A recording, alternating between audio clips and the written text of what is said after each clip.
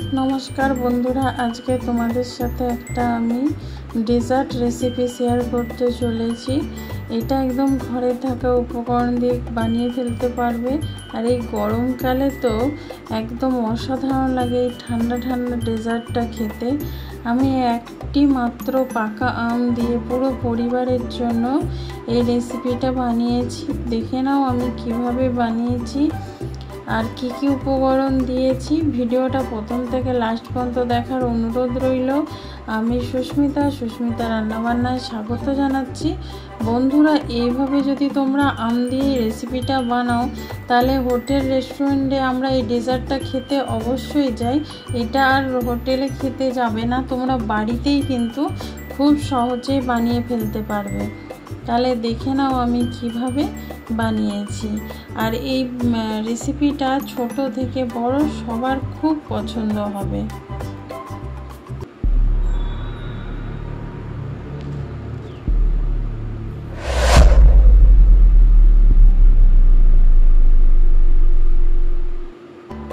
এখানে আমি বাটিতে দেখো এক মুঠো আমি গোবিন্দভোগ চাল নিয়েছি, এক মুঠোরও কম গোবিন্দভোগ আমি চাল নিয়েছি। এটা ভালো করে ধুয়ে পরিষ্কার করে নেব। এখানে ভালো করে ধুয়ে পরিষ্কার করে নিয়েছি আর উষুম গরম জলে একটু আমি ভিজতে দিয়েছি যাতে এটা ভালোভাবে ভিজে যায়। এবার এখানে একটা আম নিয়েছি, দেখো পাকা আম নিয়েছি, এটাকে ভালো করে ধুয়ে নিয়েছি। এবার আমি খোসাটা ছাড়িয়ে নেব। এখানে আমটা আমি ছাড়িয়ে নিয়েছি, দেখতেই পাচ্ছ। এবার একটা গ্রেটারের সাহায্যে আমি একটু আমটা গ্রেট করে নিচ্ছি, কারণ আমের মধ্যে যেই সেই যে সুতোর মতন যেগুলো থাকে যে জড়িয়ে যায় হাতের মধ্যে, তাহলে সেগুলো এই ছাঁকনির মধ্যে রয়ে যাবে আর ফ্রেশ মাড়িটা প্লেটে চলে যাবে। সেই জন্য আমি এরকমভাবে গ্রেট করে নিচ্ছি। তোমরা চাইলে পিস পিস করে কেটে তারপরে ছাঁকনির মধ্যে কিন্তু একটু ছেঁকে নিতে পারো, ম্যাশ করে ছাঁকনির মধ্যে ছেঁকে নিতে পারো, তাহলেও কিন্তু হবে। আমি একদম এরকমভাবেই করে নিচ্ছি। এরকমভাবে ভালো করে ঘষে নিলে দেখবে খুব সহজে পুরো মাড়িটা একদম আমের যে আঁতিটা সেইটা বেরিয়ে আসবে। এরকমভাবেই আমি পুরো আঁতিটা বের করে নেব। দেখো কত সুন্দরভাবে পুরো বেরিয়ে এলো, দেখতেই পাচ্ছ। এবার মিক্সিং জারের মধ্যে আমি ওই গোবিন্দভোগ চালটা দিয়ে একটু পেস্ট করে নেব। দেখো এখানে মিক্সিং জারটা নিয়েছি। এবার গোবিন্দভোগ চালগুলো আমি দিয়ে দিচ্ছি, দিয়ে অল্প করে জল দিয়ে এর একটা মিশ্রণ আমি বানিয়ে নেব, গ্রাইন্ডিং করে নেব। একদম যে পুরো মিহি করে দিতে হবে তা না, অল্প ছোট ছোট একটু দানা থাকবে, খুব বড় বড় দানা না, যেন হাতে লাগলে খসখস করবে সেরকম রাখলেই হবে। এবার এই কড়ার মধ্যে দেখো আমি 1 গ্লাস দুধ দিয়ে দিলাম। এটা 500 দুধের থেকে একটু কম, আর অল্প করে একটু জল দিয়ে দিলাম। যেহেতু দুধটা আমি ফোটাবো সেই জন্য দুধটা অনেকটা কমে যাবে, সেই জন্য এখানে একটু আমি জল দিলাম। আর আমি এখানে প্যাকেট দুধ দিয়েছি, ফুল ক্রিম দুধ। তোমরা কিন্তু এই ফুল ক্রিম দুধটা নেবে, গরুর দুধ দিয়ে বানাবে না, তাহলে কিন্তু গরুর দুধ দিলে অনেকটা দুধ দিতে হবে আর ভালো লাগবে না। এখানে দেখো দুধটা ফুটে গেছে, দেখতেই পাচ্ছ। এবার এর মধ্যে আমি 3 থেকে 3.5 চামচ চিনি দিচ্ছি। মিষ্টিটা তোমরা তোমাদের পছন্দ মতো দিও। এবার দিয়ে ভালো করে আমি একটু ফুটিয়ে নেবো। যেহেতু চিনিটা গুললে দুধটা একটু পাতলা হয়ে যাবে, সেই জন্য আমি এখানে আগে থেকে দিয়ে দিলাম, যাতে ফুটলে চিনিটা পাতলা হয়ে গেলে আবার ফুটে যায়। এবার দিয়ে দিলাম 2টো এলাচের দানা, দিয়ে এবার ভালো করে ফুটিয়ে নেব, যাতে খুব সুন্দর একটা স্মেল এই দুধের মধ্যে মিশে যায়।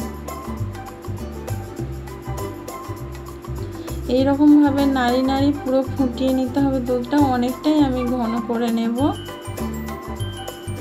দেখো দেখতেই পাচ্ছ দুধটা কতটা ঘন হয়ে গেছে, কতটা ছিল আর কতটা কমে গেছে। চিনিগুলো একদম গলে গেছে পারফেক্ট। এবার এর মধ্যে দিয়ে দেবো আমি যে চালটা যে বেটে রেখেছিলাম গোবিন্দভোগ চাল, সেইটা এবার এর মধ্যে দিয়ে দেবো। একটু মিক্সিং জারটা আমি ঘুরিয়ে নিচ্ছি, যদি চালটা নিচে বসে যায় সেজন্য ঘুরিয়ে আমি এর মধ্যে দিয়ে দিচ্ছি। দেখো দিয়ে সঙ্গে সঙ্গে কিন্তু খুন্তি দিয়ে নাড়বে, কন্টিনিউ কিন্তু নাড়তে হবে এই সময়, নাহলে না যেহেতু চাল বাটা তো সঙ্গে সঙ্গে নিচে লেগে যাওয়া বা বসে যাওয়ার সম্ভাবনা থাকবে। সেই জন্য কিন্তু এই সময় এই চালটা দেওয়ার পরে কিন্তু কন্টিনিউ তোমাকে হাতটা নাড়াতে হবে, খুন্তি দিয়ে, চামচ দিয়ে, ডাবু দিয়ে, যাই দিয়ে হোক তোমাদের কন্টিনিউ কিন্তু এটা করে যেতে হবে মিডিয়াম আঁচে। এরকম নাড়তে নাড়তে চালের যে দানা দানাগুলো বলছে সেগুলো পুরো সেদ্ধ হয়ে যাবে, আর দুধটাও দেখবে কতটা ঘন হয়ে যাবে। দেখো আমি কিন্তু সমানে এটা নাড়িয়েই চলেছি, দেখতেই পাচ্ছ। এরকমভাবে কন্টিনিউ নাড়াতে হবে, তবেই কিন্তু মানে নিচে লাগবে না, নাহলে যেহেতু চাল বাটার সঙ্গে সঙ্গে নিচে লেগে যেতে পারে। দেখো যত আমি ঘন মানে নাড়াচ্ছি তত কিন্তু ঘন দুধটা হচ্ছে। এরকমভাবেই কিন্তু কন্টিনিউ নাড়তে, দেখো কতটা এক্ষুনির মধ্যে ঘন হয়ে গেছে দুধটা। দেখতে পাচ্ছ আমাদের খুন্তি দিয়ে নাড়া যাচ্ছে না, মানে এতটাই ঘন হয়ে এসেছে। দেখো কতটা ঘন হয়ে গেছে ফুটে ফুটে, দেখতেই পাচ্ছ। এবার এর মধ্যে দিয়ে দেবো যে আমটা আমি গ্রেট করে রেখেছিলাম, সেই আমের পাল্পটা এখানে দিয়ে দেবো পুরোটাই, দিয়ে এবার ভালো করে মিশিয়ে নেবো। বন্ধুরা তোমরা ভয় পাবে না যে এখানে দুধ আছে দুধটা কেটে যাবে, কিচ্ছু হবে না, দুধটা একটুও কাটবে না। এবার এরকমভাবে ভালোভাবে দুধটার সঙ্গে আমটাকে মিশিয়ে দিতে হবে।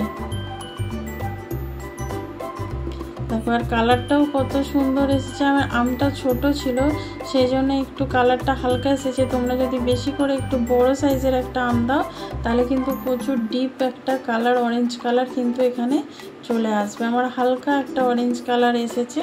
দেখো কতটা ঘন হয়ে গেছে তোমরা দেখতেই পাচ্ছ। এবার আমি গ্যাসটা বন্ধ করে দিয়েছি। এরকমভাবে নাড়ি নাড়িয়ে কিন্তু আমি এটা ঠান্ডা করে নেব।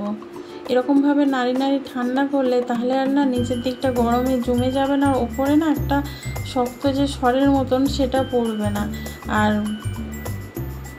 এর খেতে সেইগুলো ভালো লাগে। দেখো আমি হাত দিয়ে দেখছি ঠান্ডা হয়ে গেছে। এবার আমি কিন্তু তুলে নেব, এটা সার্ভ করে তোমাদের দেখাচ্ছি। তোমরা কিন্তু কাঁচের বাটির মধ্যে সার্ভ করতে পারো, আমি এখানে স্টিলের বাটির মধ্যে সার্ভ করে দেখাচ্ছি। 4টে এখানে বাটি নিয়েছি ছোট সাইজের।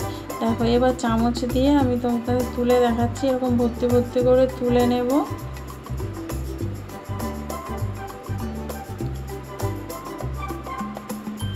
এগুলো সব বাটির মধ্যে ভরে নিয়েছি দেখতেই পাচ্ছি। এবার ওপর থেকে একটু ড্রাই ফ্রুট দিয়ে দিচ্ছি। আমার কাছে কাজু আর কিশমিশ আছে তাই দিয়ে আমি এটা সাজিয়ে নিচ্ছি। তোমাদের কাছে চেরি ফল যদি অন্য কিছু ফ্রুট থাকে তোমরা উপরে দিতে পারো। আমি প্রথমে কাজুকে টুকরো করে নিয়েছিলাম, সেগুলো এখানে দিয়ে দিচ্ছি, তারপরে কিশমিশ দিয়ে দেবো। এরকমভাবে সাজিয়ে এবার ফ্রিজের মধ্যে রেখে তারপরে আমি ঠান্ডা ঠান্ডা সার্ভ করব। বাড়িতে কোনো অতিথি এসে গেলে কিন্তু তোমরা চট করে এটা বানিয়ে ফেলতে পারবে। হাতে মাত্র 10 মিনিট থাকলেই কিন্তু তোমরা এটা বানিয়ে ফেলতে পারবে। হ্যাঁ বন্ধুরা, এতক্ষণে তোমরা বুঝতেই পেরেছো যে আমি পাকা আমের ফিরনি বানিয়েছি। তো কেমন লাগলো প্লিজ তোমরা কমেন্ট করে কিন্তু অবশ্যই জানাবে।